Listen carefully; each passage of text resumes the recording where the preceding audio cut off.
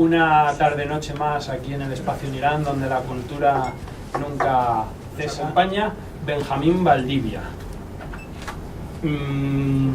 escritor del que no voy a empezar a desgranar su inmenso e interminable currículum porque habría que dedicar una sesión extra a ello.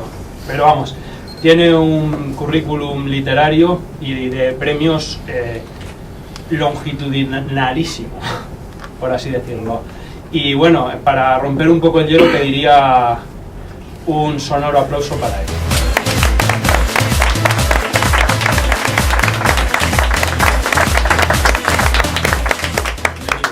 Benjamín. Gracias. También nos acompaña don Héctor Martínez San. Y vamos a pasar a Gabriel Andrei, un gran pintor que también suele concurrir por estos cenáculos, para el que también pido un aplauso compartido con Héctor.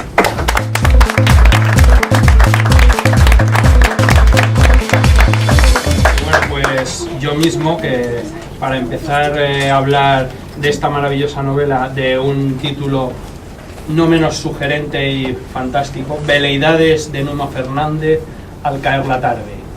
Es una novela, no voy a anticipar demasiado porque luego hablará Héctor y el propio autor. No voy a adelantar en principio demasiado, solo decir que es una novela muy completa en el sentido de que a una narrativa, los cánones de la narrativa tradicional, a un ensayo y a un poder sugestivo propio de la lírica que nos pone en la pista de una persona que también ha cultivado el género. He dedicado a unas palabras que voy a leer antes de pasarle la palabra a Héctor y que dicen lo siguiente. Son unas palabras a modo de telegrama sobre lo que a mí en una primera lectura me ha sugerido la novela. Ario Fernández hereda una casa de su desconocido padre Numa Fernández, un muerto apócrifo. Ario Fernández quiere huir de su pálida vida de trabajo en una fábrica de envasado. Ario firma una instancia para lanzarse a los caminos de la pasión al modo de don Alonso Quijano. Esto es decir poco y a la vez decir mucho, pues con tan escasas pinceladas el avezado escuchante puede colegir que lo real maravilloso asoma la patita, presentando lo cotidiano de manera alucinada a través de un alucinado lirismo, que recuerda al abigarrado temperamento sintáctico de Alejo Carpentier. Ario desea cambiar el pasar económico por una ansia reinaugural, destruam et aedificabo. Un neologizador ímpetu discurre por los pasillos de lo kafkiano, administrado con circunloquios, cada uno de los cuales es una incursión a su vez en lo inusitado, un chispazo de estupefacción inducida destinado a la capacidad intelectiva del lector. No queriendo desvelar más de lo que encierran estas crípticas palabras, no me resisto a adelantar un pasaje que justifique en alguna medida a estas y que anticipe al potencial lector lo que le aguarda tras la cubierta de veleidades. Y entonces ya se abren comillas y paso directamente a intertextualizar un pasaje de la propia novela. Eran las 4 de la tarde y nubes gordas amenazaban con desparramar su alma líquida encima de las mejillas del mundo que, abajo, vencido, rodeando en la pendiente, esperaba, con una llaga abierta, ofrecer un consuelo al féretro que ahora cruza. En su color gris, como nube llovedora, con sus orlas de metal, adentro de una carroza de la empresa funeraria El Consuelo. Se cierran comillas.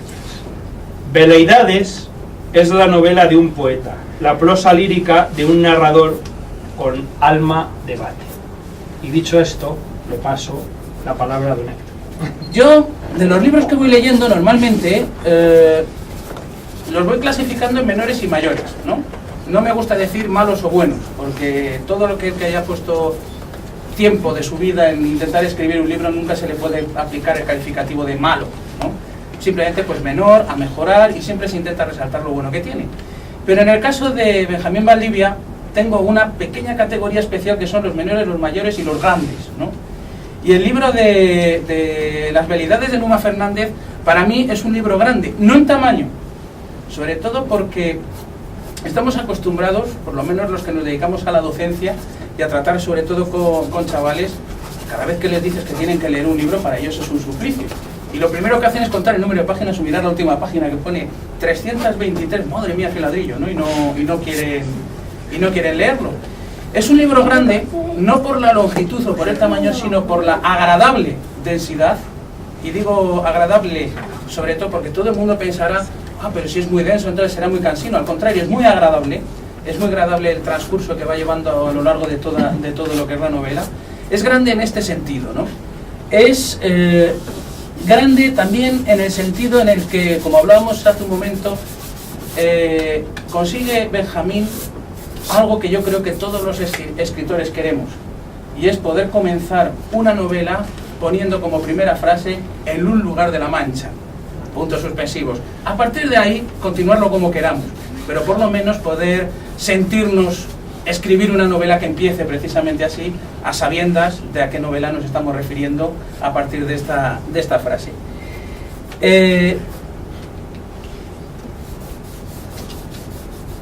Voy a destacar un detalle que a mí me ha llamado mucho la atención, sobre todo porque Benjamín Valdivia es poeta realmente. Es más conocido como poeta, la gran mayoría de su obra es poesía. Ha incursionado ahora en la novela con 2 obras, una tercera también que me contaba. Y es de reseñar un aspecto que a mí me ha llamado mucho la atención, porque no es es poeta o es novelista, sino que también es, o lo que él considera, filósofo de profesión, ¿no? En este sentido yo creo que serías de la misma opinión que yo, que cuando uno está viendo las noticias y sale uno abogado, ponen arquitecto, y le llegan a alguien y le ponen filósofo, digo, ¿y a este es que se dedica realmente, no? El arquitecto o el abogado está claro, el filósofo parece que puede hablar de todo cuando aparece con el cartelito puesto abajo. Entonces, se juntan estados de la poesía, la novela, digámoslo así, la literatura y la filosofía. Y un aspecto que me llamaba mucho la atención, porque en la novela mencionas a uno, digamos, de mis grandes predilectos dentro de la poesía española, sevillano, que es Antonio Machado, que lo mencionas a raíz del poema de las moscas, poema que antes todos los estudiantes se sabían, hoy día apenas se lo enseñan, y es un gran poema, y pasa muy desapercibido dentro de la letra de Antonio Machado, yo no sé por qué, bueno, pero ese no es el tema. Lo mencionas, y Antonio Machado tenía una frase a través de sus apócrifos, de Juan de Mairena y Abel Martín, que era aquella frase, la cito literalmente, que decía aquello de: hay hombres que van de la poética a la filosofía, otros van de la filosofía a la poética, lo inevitable es ir de lo uno a lo otro. A lo que añadía, que a mí siempre me gusta añadir esta frase: los grandes poetas son metafísicos fracasados, no todos, y lo ponía entre paréntesis el autor, pero sí que no hacía salvedad con los filósofos y decía: los filósofos son poetas que creen en la realidad de sus poemas. Resalto estas frases sobre todo porque hay una declaración de Benjamín que la encontré en una entrevista, en la que decía literalmente: creo que la separación de filosofía y poesía es un artificio fabricado por los filósofos que no alcanzan a tocar la nava de las palabras.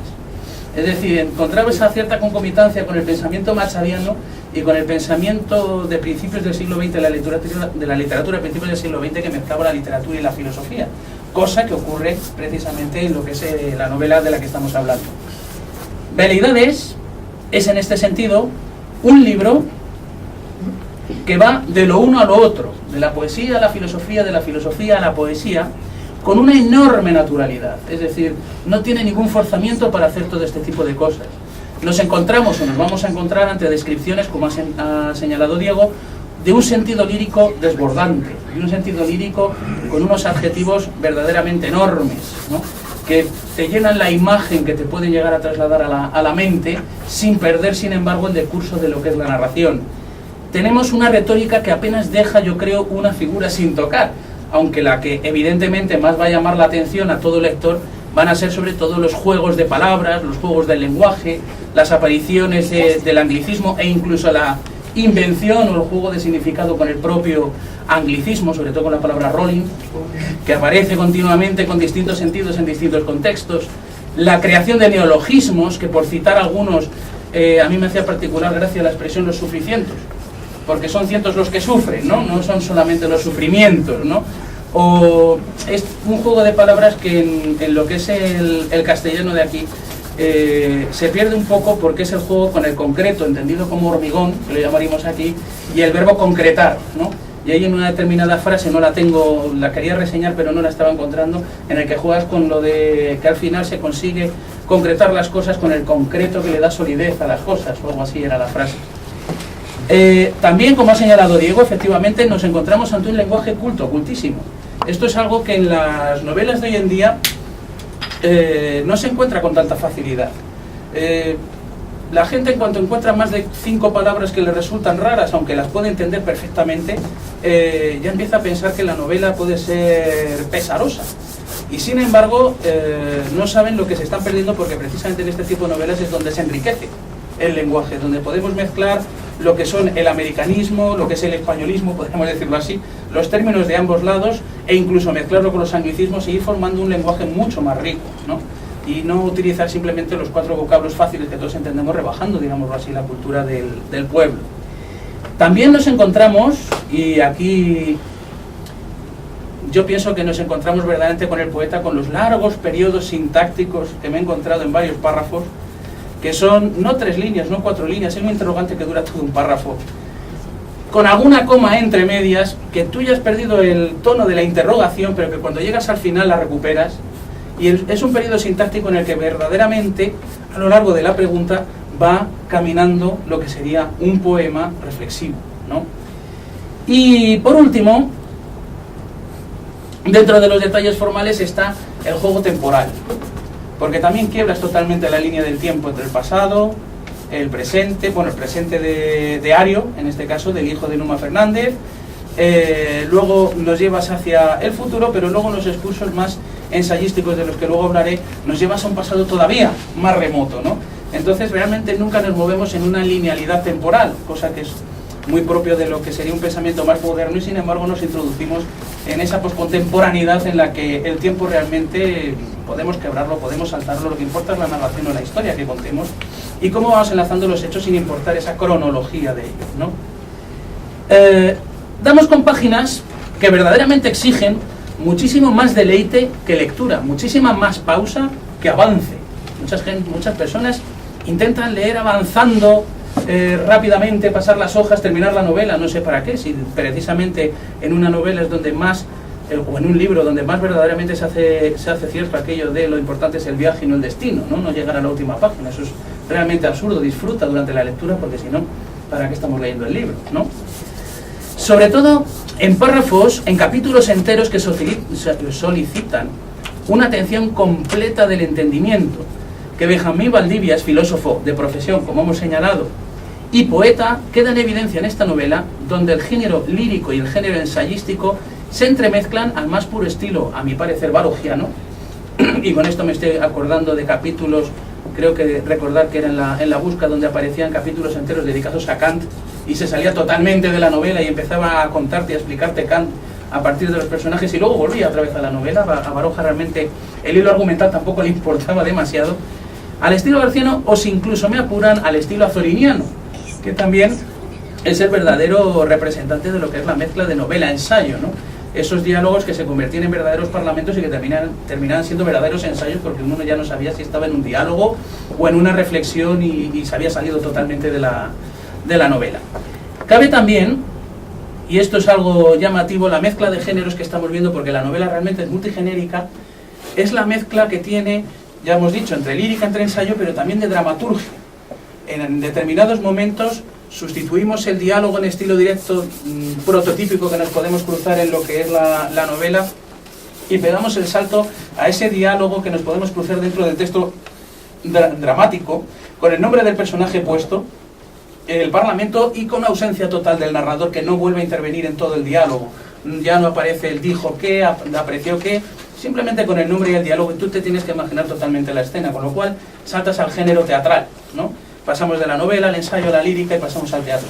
Pero ya, lo más llamativo de todo es cuando uno se puede encontrar en breves apartados también otras modalidades textuales para nada literarias, y que sin embargo están insertas en la novela, como son los textos jurídico-administrativos.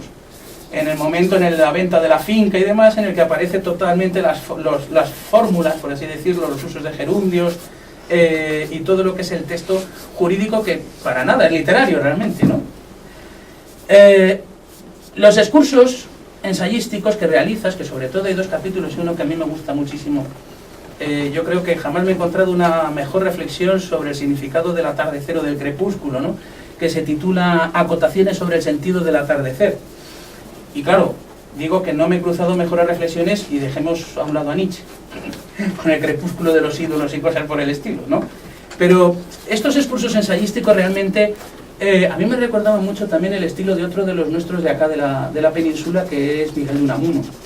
Esa manera de ir saltando de lo uno a lo otro, no me refiero a lo machadiano, sino de ir saltando, te hablo de un santo, ahora te hablo de la Biblia, ahora aparece un filósofo, ahora aparece un poeta, y vas hilando simplemente las ideas independientemente realmente de quién estés hablando, del autor que menciones. Entonces es una manera de hilar, casi concatenar la palabra anterior con la siguiente, ¿no? Y además esa manera de ensayar, vamos a decirlo así, hablando, conversando realmente, porque son ensayos que más conversan, más que adoctrinar, conversan, podríamos decirlo en este sentido. Ahora bien, literariamente el libro es grande, saltando ya lo formal, en el momento en el que el texto no es ya solamente una interpretación o una reinterpretación del tema quijotesco, sino una reinvención. Es decir, es un Quijote, vamos a llamarlo así, aunque suene un poco extraño, posmoderno, ¿no? Nos encontramos ante un Quijote en el siglo XXI, prácticamente, ¿no? Evidentemente le desaparecen una serie de elementos, como pueda ser el Rocinante, ¿no? Aunque aparece por ahí mencionado en la novela, pero le desaparece el Rocinante, le desaparece, o no necesita al Sancho Panza como escudero, y no va por los campos de Montiel, es decir, no va por los pueblos, las aldeas y las ventas, sino que va al núcleo de lo que sería el siglo XXI, es decir, donde pueden estar todas las aventuras, que es a la urbe, ¿no? A la gran ciudad, donde tienen que estar todos los entuertos que se tienen que desfacer, ¿no? Esta reinvención del caballero andante, quiero pensar yo que lo haces desde una perspectiva que no es la quijotesca, sino que es la cervantina. Con esto me refiero a que hay una diferencia siempre que se mira el Quijote, si se mira desde el punto de vista del personaje quijotesco y crear un personaje quijotesco, o escribir una novela cervantina, que eso es mucho más complicado realmente. Dibujar un personaje que pueda hacer desvaríos y demás es fácil. Escribirse una novela cervantina, en este sentido, quijotesca en el sentido de cervantina, es más complicado, y esta novela yo creo que más que quijotesca es cervantina, ¿no? Lo digo sobre todo porque nos encontramos, a la hora de escribirla, con multiplicidad de voces narrativas, nos encontramos primeras personas en diversos personajes, realmente nunca terminas de tener claro quién te está contando la historia, unas veces es un librero catalán, otras veces puede ser el mismo texto de Numo Fernández, otras veces es el hijo Ario que le está contando al amigo lo que es la historia, otras veces pareciera que es el propio autor, que lo tenemos aquí presente, y sin embargo luego el autor se convierte en personaje también, o aparece como personaje de la novela, hace apócrifo de sí mismo por jugar con Machado, o heterónimo por jugar con Fernando Pessoa, realmente, con lo cual pierdes al narrador, ¿no? Esa invención cervantina de perder al narrador y no saber bien qué te está contando la historia y que te importe la historia más realmente. Por otro lado, la inserción de los relatos al margen del argumento central. No nos sorprende que en un momento dado un personaje le cuente una historia a otro, como si fueran aquellas novelas italianizantes o moriscas que metía Cervantes dentro de lo que era Quijote, saliéndose de la propia novela. Nos encontramos, como he dicho, con los heterónimos o con los apócrifos, ¿no? Personajes que parecen inventados, que luego parecen reales y que luego vuelven a ser inventados, y que realmente ya no distingues bien la ficción de la realidad del personaje. Pero pienso yo que necesita ser cervantino para nutrir de un determinado alimento que es la nueva adarga, la nueva espada y la nueva armadura que necesita este Quijote del siglo XXI y de este Quijote posmoderno. Y es que yo pienso que Benjamín ha sido capaz de percibir que las verdaderas armas que vela Don Quijote y las verdaderas armas que le hacen caballero andante son las del raciocinio. Son precisamente esa razón de la sinrazón, ¿no? Que a la razón se faz, escribía Cervantes, realmente relatando los versos de otro que recitaba Quijote. esa razón de la sinrazón que se opone a la racionalidad que consideramos dentro del mundo, y que es precisamente por la que vemos por el espejo al Quijote de Cervantes siempre como si estuviera loco, pero luego cuando lo miramos solamente a él mismo no nos parece loco. No nos parece loco cuando hace el discurso de las armas y las letras, por ejemplo. De hecho hay un personaje que dice aquello de jamás había visto a un loco razonar tan cuerdamente. No nos parece loco cuando explica el por qué libera a los galeotes y nos cuenta aquello de que todo hombre ha nacido libre y no para ser llevado encadenado. Es decir, aplica siempre esa justicia natural y esa lógica de la razón de la sinrazón, es decir, una razón que va en contra de la sociedad en la que nos movemos. Y esa misma sociedad, me voy a parar en 4 párrafos, esa misma sociedad que Cervantes en la suya se dedicó también a criticar, porque todo lo que es El Quijote es una novela también, no ya solamente la parodia de los libros de caballería, sino también la crítica social, ¿no?, que hay a todos los personajes de la época, a todos los clichés, a todos los tópicos. En el caso de Benjamín Valdivia hace lo propio, por eso digo que él es más cervantino, porque llevas la mirada de este personaje, de esta razón de la sinrazón, y te encuentras, sobre todo en el pasaje que digo yo de las acotaciones sobre el atardecer, ¿no?, te encuentras unos párrafos que son, voy a citarlos simplemente y así voy más rápido. Dice: presentí que la encíclica papal me perseguía por tratar de ser bueno en una sociedad intrínsecamente perversa como lo es el capitalismo. Y si la ley es la fuerza, el que no sigue la ley se tiene a morir. El que la hace no tiene por qué pagarla si es habilidoso en esquivar la así llamada justicia.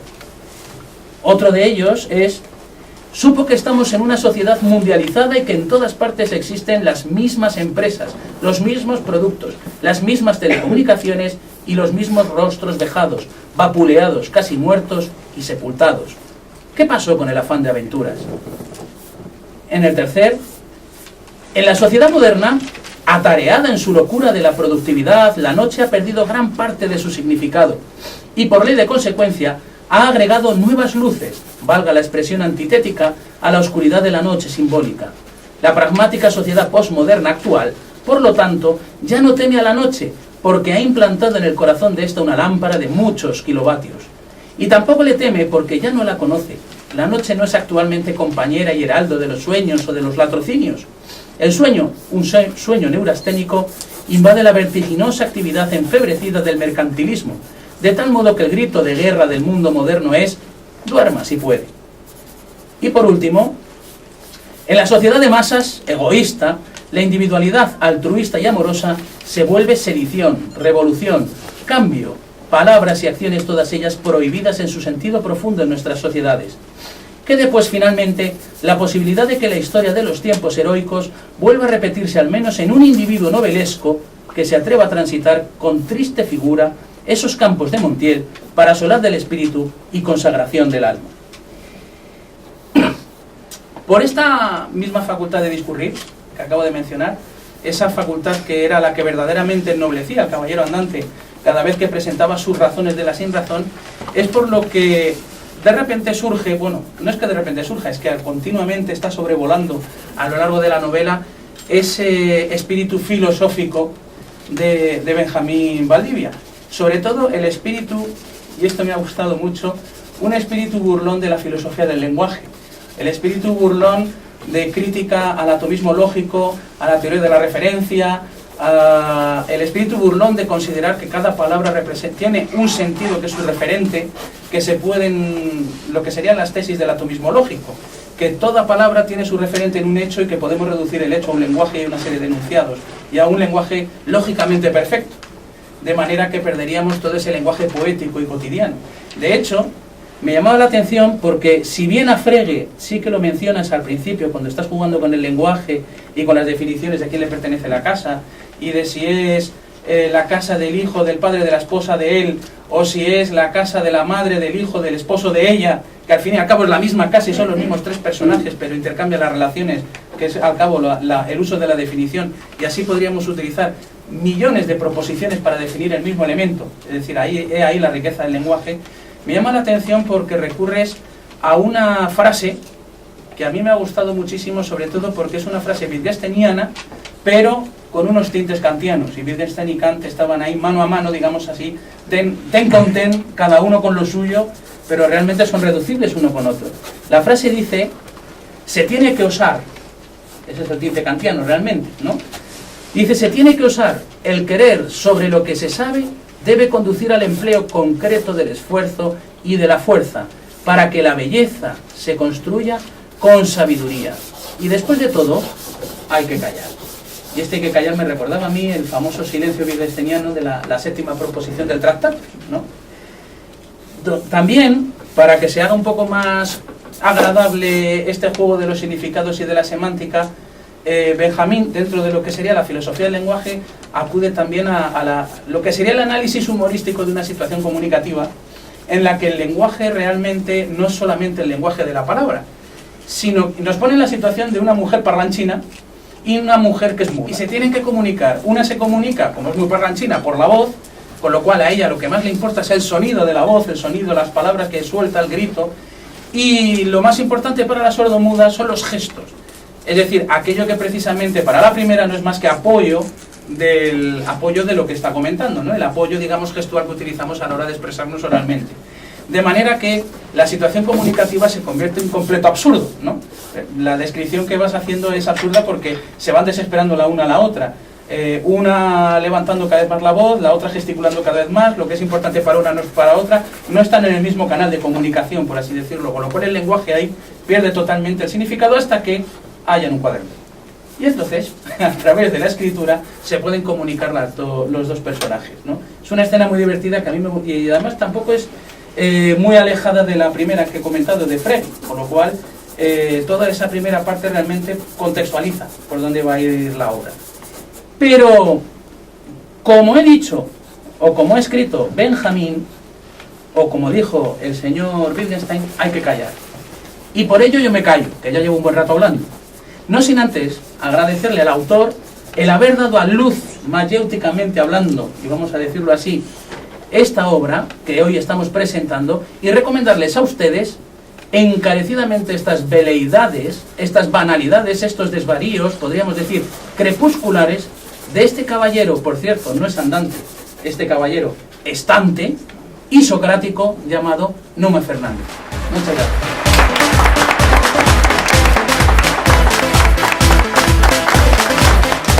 Tras esta profusa, afuera de profunda digresión de Héctor, damos la palabra ni más ni menos que al autor. Bueno, primero quiero agradecer a ustedes que se tomaron un tiempo para acompañarnos y poder platicar de esto, y desde luego agradecerles la lectura de esta novela. Siempre, cada libro es una parte de la familia, ¿no? Es decir, uno espera que encuentre su lugar en el mundo y llegue a tener las relaciones que va a tener. Y los que sean padres de familia verán que hay una especie de aspiración a que los hijos sean independientes. Uno los hace dependientes con la esperanza de que sean independientes. Y entonces uno les ayuda para que al final puedan encontrar sus propias relaciones y que se desarrollen pues en su modo de ser propio. Y un libro es más o menos eso, desde mi punto de vista, es la idea de algo que puede llegar a ser por sí mismo.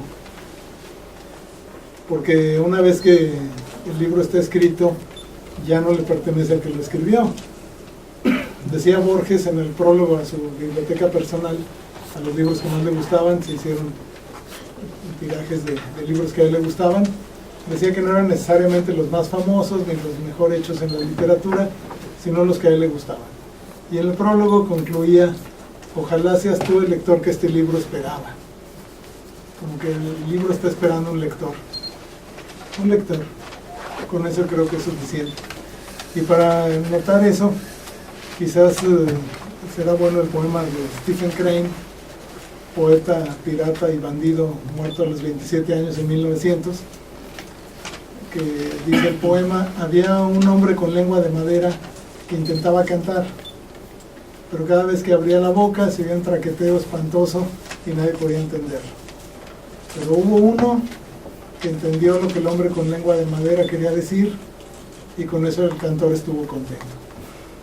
Entonces, de algún modo creo que todos somos un cantor con un traqueteo espantoso, pero de pronto alguien sabe que eso es un idioma que está diciendo algo, ¿no? Quien haya vivido en un país con idiomas extraños, de pronto dirá, esto suena como un traqueteo espantoso, sin embargo entre ellos se entienden. Y eso dicen de nosotros. Este libro va entonces en esa dirección de tratar de entender, de que alguien pudiera entender. Y en ese sentido pues me da mucho gusto las palabras que hemos escuchado de los que me acompañan amablemente a esta presentación, porque han encontrado un cierto modo de relación con la obra. Esta obra surge precisamente porque todos queremos, como bien decía Héctor, todos queremos escribir una novela que diga en un lugar de la Mancha. Bueno, yo siempre les digo, mi novela comienza con esta frase, en un lugar de la Mancha. Y no saben si es una broma o qué está pasando. Sobre todo un autor español que me dijo que el tema quijotesco es como un deporte nacional en España. Era una paradoja que es la primera línea. En un lugar de la Mancha y no pudo más. Cerró la gruesa portada del famoso libro, del cual, como todos los que han pasado por las escuelas, tenía más noticia que conocimiento. Lo que dice el personaje es que yo no quiero leer las aventuras, yo las quiero vivir. La paradoja es que el lector de este libro está leyendo las aventuras en vez de vivirlas. Es una especie de invitación a leerlo, pero también a abandonarlo. Es un libro que pide su propio abandono en pos de la vida. Sin embargo, bueno, hay que leerlo. Entonces, en ese sentido, esta novela es una especie de manual para el perfecto Quijote posmoderno. ¿Por qué? Numa Fernández, y aquí haré alusión a una parte de la novela donde establece la filosofía de la historia del personaje, es que dice que antes solo los héroes podían vivir cosas grandiosas. Por ejemplo, Numa Pompilio, las vidas paralelas, Plutarco de Queronea le dedica toda una obra completa a la vida de Pompilio, Numa Pompilio. Pero a diferencia de aquellos tiempos, Numa Fernández en nuestros días puede vivir las aventuras que antes estaban solo reservadas para los héroes. Es decir, en la sociedad de masas, las aventuras están a disposición de todos. Sin embargo, y es la segunda parte de ese planteamiento, sin embargo, las aventuras no tienen quien las viva porque precisamente la sociedad masificada no hace distinción. Todo el mundo tiene las mismas experiencias. Ve los mismos anuncios, consume los mismos productos. Y hasta hay una película en broma donde dice, pues aquí tengo mis fotografías de Londres, McDonald's, Starbucks, y aquí tengo mis fotografías de Bruselas, McDonald's, Starbucks, Pepsi, y aquí tengo mis fotografías de La Haya, McDonald's, y entonces en todos lados están las mismas fotos. Es decir, se ha perdido la diversidad, en ese sentido la pérdida de la individualidad. Yo creo profundamente que toda vida es individual. Cada uno de nosotros que está aquí es un individuo que nunca más en todo el universo volverá a tener este conjunto de experiencias. Y entonces, ¿cómo es que estamos vendiendo nuestra individualidad a cambio de tener las mismas experiencias que todos los demás? En ese sentido, las aventuras ya no hay quien las viva. Y aquí en la novela andan desesperadas las aventuras, buscando en las esquinas de las ciudades a ver quién las vive. Y Numa Fernández entiende esto, y cuando sale de su trabajo, trabaja toda la mañana, sale a la hora del almuerzo y va a la esquina a buscar que las aventuras lo encuentren. Y todos los días una aventura lo encuentra, porque son tantas que puede tener una para cada año. Y entonces va a su casa después del acto heroico que acaba de realizar, y en un cuaderno escribe el acontecimiento de ese día, y el encabezado de ese cuaderno dice veleidades, y tiene una cita bíblica que dice vanidad de vanidades, todo es vanidad. Y entonces escribe lo que le pasó ese día, y al final, cuando termina, dice, pero esta no es más que una más entre las veleidades del mundo. Y todas sus historias las acaba así. Él sabe que ha vivido una aventura digna de ser contada y que sin embargo no es más que una más entre las veleidades del mundo. Y entonces lo que él hace todas las tardes es apuntar en su cuaderno veleidades, eso. Y por eso esta novela se llama Veleidades de Luma Fernández al caer la tarde. Pero, y ahí es donde empieza la novela realmente, pero se pierde este cuaderno. Y el hijo que heredó la casa, el dinero y todo, perdió la herencia de ese libro. Y entonces de ese cuaderno manuscrito, y anda buscando y contrata a un investigador privado que sus iniciales son SH.H. Ustedes habrán oído algún investigador privado importante con ese. Y cuando lo contrata le dice, no, no soy Sherlock Holmes, no soy Shaim Horacio. No, es que mi madre me puso esos nombres y yo pongo así, le da cierto encanto, dice él, en su tarjeta de presentación. Todo esto de la novela entonces empieza a convertirse en la búsqueda de la identidad que nos han legado nuestros antepasados, por ejemplo Cervantes, y que es precisamente como la novela comienza, donde el hijo de Numa Fernández le dice a su amigo en el cementerio, aquí está la tumba de mi padre y está vacía. Y entonces quiero que te voy a contar la historia de mi padre para que tú me ayudes a entender lo que es mi vida. Y todo esto va sucediendo con un tema que ustedes, si les interesa, pues podrán ver esta búsqueda, este enfoque, los fragmentos de las veleidades, que se publicaron en inglés, según dice un artículo que viene en el libro, pero las citas que hacen son en español en el original, de aquello que se ve en Estados Unidos. Y para los que les guste la crítica de poesía, pues aquí viene un artículo escrito por un personaje ficticio, pero citando un libro real, acerca de un poema que escribió el protagonista, del cual se hace un estudio. Y bueno, ya lo verán lo que quieran. Yo creo que en ese sentido es una novela quijotesca, más bien cervantina, creo que es una muy buena observación, de corte cervantino, pero en realidad es policíaca, pero en el fondo es mística, pero también es histórica, pero también es posmoderna y es vanguardista y tiene una multiplicidad de componentes que hemos tratado que no se dispersen, que hemos tratado de que puedan convivir Cervantes con autores contemporáneos y que puedan convivir los escritores, lo señaló, con los filósofos, con los poetas, y que al final la vida, que es una sola cosa muy compleja, pueda ser entendida y al término uno pueda concluir con la novela. Y ya que estamos aquí pocos, les voy a vender la frase final, de cuyo nombre no quiero acordarme.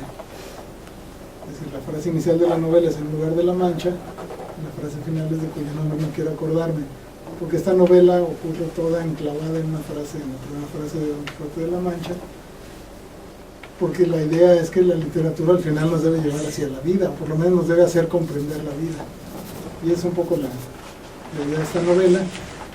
Una edición previa de esto había tenido el Premio Nacional Jorge Ibargüengoitia de novela, importante en México, y sobre eso es que esta edición española pues viene un poco de retorno al origen de la novela aquella, ¿no? De aquí salió del siglo de oro hacia allá y ahora viene ya hecha posmodernidad hacia acá.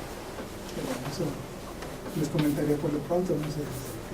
Yo quería preguntar, porque has vuelto a hacer alusión también a ello, entre los personajes ficticios reales que vuelven a ser ficticios, ¿cuánto de ficción hay en la realidad, en el mundo que habitualmente vive Benjamín Valdivia? ¿O cuánta realidad hay en la ficción? Sí.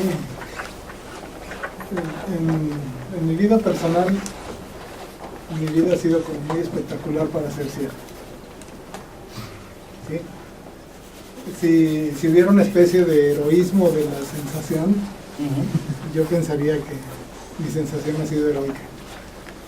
Que la diversidad de experiencias que me ha tocado en suerte vivir, y en ese sentido creo que uno esperaría que la vida de cualquiera de nosotros fuera una vida novelesca, es decir, una vida que estuviera llena de la aventura, de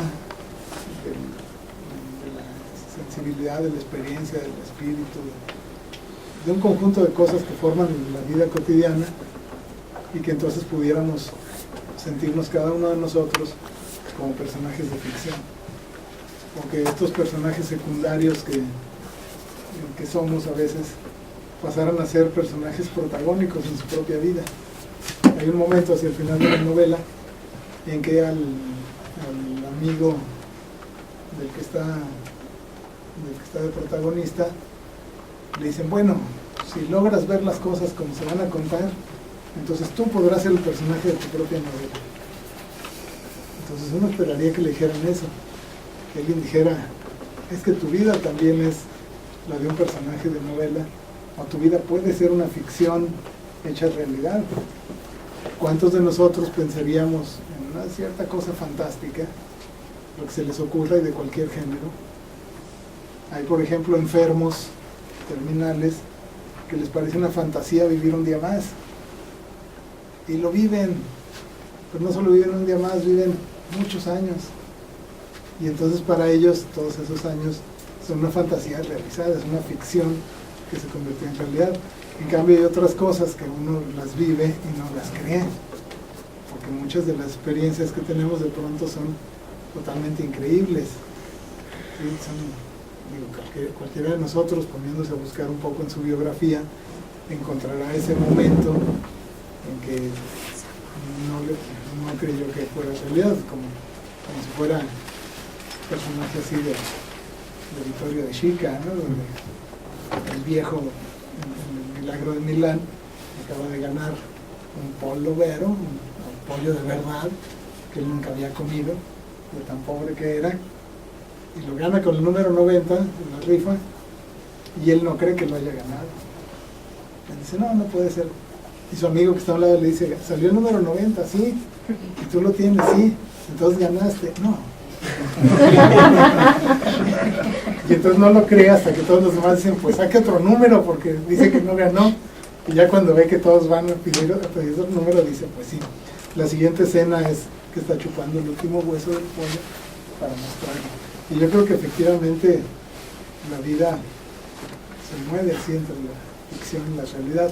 Pensemos en nuestros sueños de hace 10 años, que nos hubiera gustado tanto que existieran, pero son pura ficción. ¿Pero qué no era nuestra vida lo que soñamos? ¿No era nuestro sueño de ese día, mi sueño de aquel martes? No era parte de mi vida, y sin embargo es una ficción a estas alturas del tiempo. Y así creo que menospreciamos mucho la relación entre lo ficticio y lo real de nuestra propia vida, y así las aventuras pues van a andar desesperadas porque no les creemos. Otra pregunta que te quería hacer yo es, una de las cosas con las que yo creo que el público más se va a divertir, además de determinadas imágenes que he reseñado, son sobre todo con los juegos de palabras, ¿no?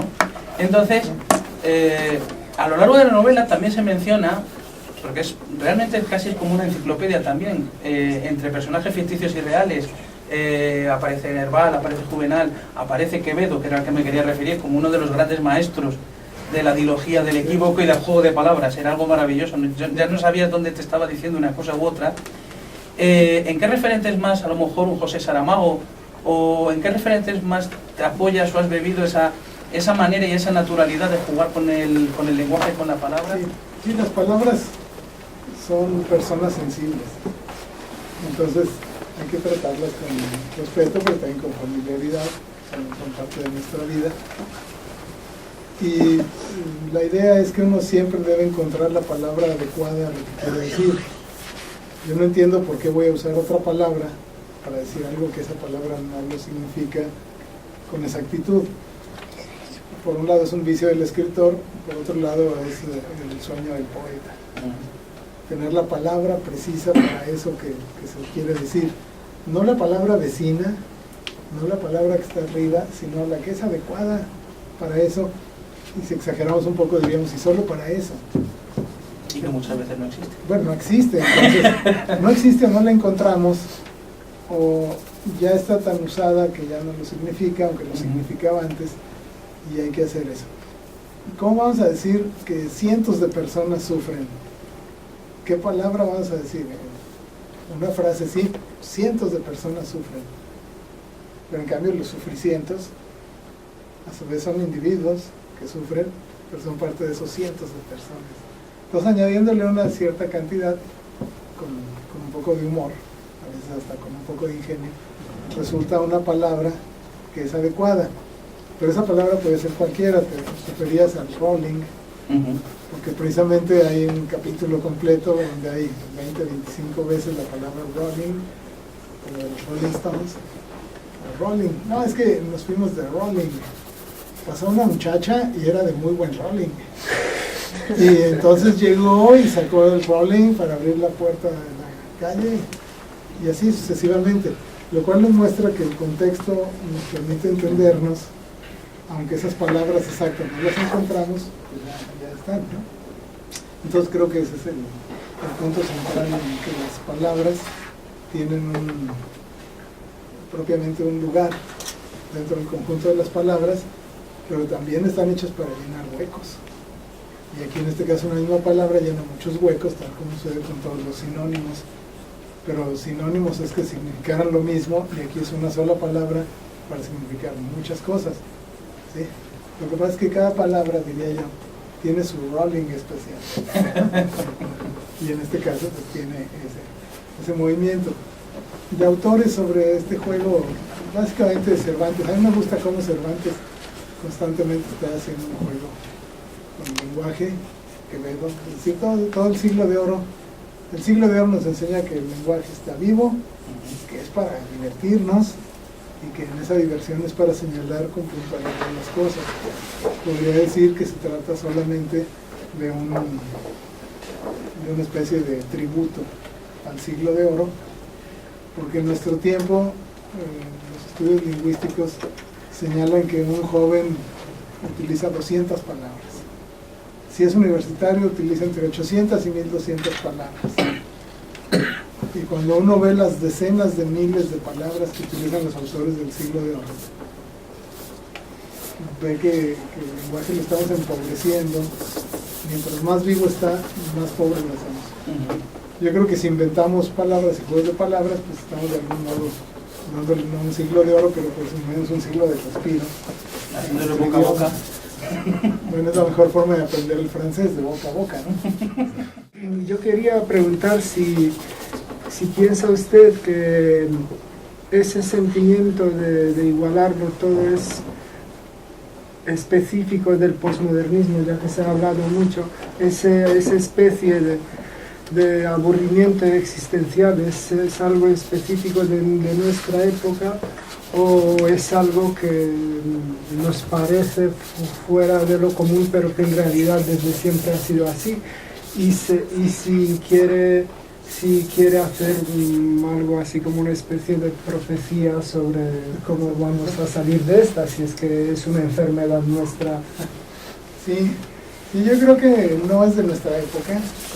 Es decir, el aplanamiento existe en todas las épocas. Siempre ha habido una masa que utiliza todos los mismos referentes. Yo estoy así convencido íntimamente de que aquellas pequeñas comunidades de 20 cavernarios procuraban parecerse unos a otros, procuraban no distinguirse unos de otros, porque había ciertas ventajas de supervivencia, de reproducción, así muy básicas. Sin embargo, hubo algunos que empezaban a sentirse diferentes o se querían diferenciar, por ejemplo, los que hablaban con los dioses. Recuerden ustedes que un sacerdote no iba a la cacería, no iba a enfrentar el mamut, no iba a enfrentar el tigre, sino que se quedaba en la caverna para desde allí invocar la buena fortuna de los que pudieran volver. De los demás pues no se pudo, los dioses tomaron una mala decisión. Pero vemos entonces que la diferenciación tenía ventajas competitivas sobre el aplanamiento, porque garantizaba una supervivencia mayor. Entonces yo pienso que de aquellas épocas viene esta necesidad de originalidad, donde uno se quiere distinguir, digámoslo así brutalmente, uno quiere hablar con los dioses, uno quiere comunicarse con lo trascendental o con lo sagrado, porque es una ventaja competitiva. ¿Por qué Don Quijote de la Mancha quiere enfrentar cosas que le pongan en peligro la vida? Porque quiere tener un afán de originalidad, de trato con lo trascendental, un amor exaltado, un honor por encima de toda prueba, un servicio a la estructura de su sociedad.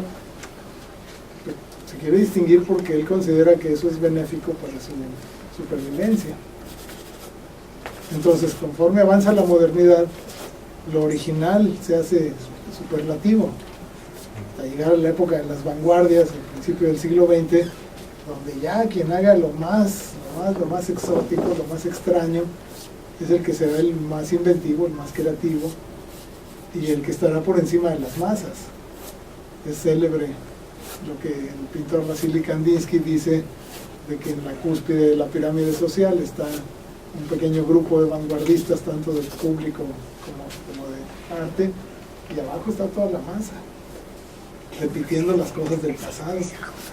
Entonces yo creo que siempre la masa ha repetido las cosas del pasado, pero puestos ante la existencia individual, es decir, donde cada uno de nosotros, aunque pertenece a una masa, es individual. La forma de vestir la misma ropa que todos los demás es individual. Entonces uno puede empezar a cuestionarse la proporción de masa que es necesaria para sobrevivir como sociedad y la proporción de individuo que es necesaria para que esa masa no nos transforme en una nulidad como vidas individuales. Entonces me parece que en este sentido debemos seguir la filosofía del albañil, ¿no? Unas de cal con unas de arena para que la vida sea buena. Entonces, sin duda necesitamos un idioma común, necesitamos una apariencia común, un sentido de pertenencia, pero ese vestido, esa apariencia, ese sentido de pertenencia tiene que tener un acontecimiento individual en nuestra vida. Es decir, la vida es una aventura individual que a la vez necesita nexos de comunicación, de compartir con los demás. Yo pensaría que en cada época la masificación siempre ha existido, pero ahora es apabullante porque ya no nos está permitiendo ese extra de originalidad que existía o que era posible en otros lados, en otras épocas. Sobre todo cuando uno viajaba, es decir, en el siglo de oro, si alguien iba, si vamos a Venecia, no es una calle, un canal, una pintura al fondo, pero si alguien va a Venecia va a ver Venecia, no Starbucks, no McDonald's, es decir, no va a haber las franquicias de Madrid o de cualquier otro lado, sino que va a haber ciertas cosas particulares. Pero ¿qué sucede cuando ya no hay esas particularidades? Cuando el mundo se aplana. Entonces ya no necesita ir uno allá, quizás es una ventaja. Entonces, haciendo la proyección hacia el futuro, yo estaría de acuerdo con los que han pensado que el mundo se aplanará cada vez más hasta que sea una ventaja competitiva ser original. Y entonces habrá nuevos tipos de tecnología, nuevos tipos de urbanismo que van a querer otra vez destacarse entre la masificación en la medida en que eso les reporta un beneficio económico. Entonces yo pienso que sí vamos a ir hacia una nueva originalidad, pero que hay que construirla. Antes de acabar, comentar que ha sido un placer acompañar a quien yo consideraría un poeta que, dando la espalda al culto a la homogeneidad, mantiene una tensión con el lenguaje constante, un diálogo con el léxico tan rico que tiene el español, y mira cada cosa de la realidad cotidiana con inusitado fervor, en una especie de, digamos, imbuido por el espíritu quijotesco. Al menos así parece haberlo manifestado en esta obra. Decía otro poeta: pido la paz y la palabra, Blas de Otero. La paz, en mi caso, la ha traído Benjamín Valdivia con la cadencia de su manera de hablar. La palabra ha tenido su lugar también, como hemos podido observar. Y ahora yo querría añadir otra cosa, la imagen, que nos la va a obsequiar nuestro querido pintor, Gabriel Andrei, que nos ha hecho unos carboncillos. Pido un aplauso por el trabajo.